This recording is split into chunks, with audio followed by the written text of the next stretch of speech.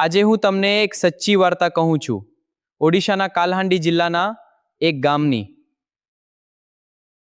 આ વાર્તા છે ગોમતી નામની એક સ્ત્રીની। ગોમતી 30 વર્ષની છે। તે એક પૈસાદાર ખેડૂતના ખેતરમાં કામ કરે છે, પણ તેની મહેનતનું વળતર બહુ ઓછું મળે છે। એટલું ઓછું કે તે પોતાના પરિવાર માટે પૂરતા ચોખા પણ ખરીદી શકતી નથી।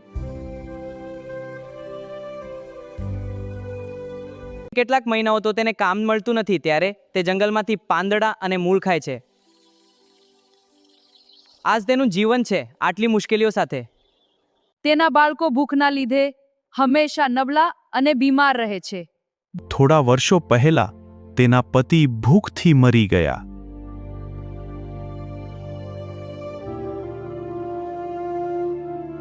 કાલહાંડીમાં તો ઘણો ડાંગર પાકે છે, ચોખા બીજા રાજ્યોમાં મોકલાય છે, છતાં ઘણા લોકો ભૂખ્યા રહે છે। આવું કેમ થતું હશે? તો બાળ મિત્રો, અઢળક અનાજ હોવા છતાં આવી જગ્યાએ લોકો કેમ ભૂખથી મરતા હશે? આ પ્રશ્નનો જવાબ શોધવો આપણું કામ છે, અને ભવિષ્યમાં આવી સ્થિતિ ન રહે તે માટે આપણે વિચારવું પડશે।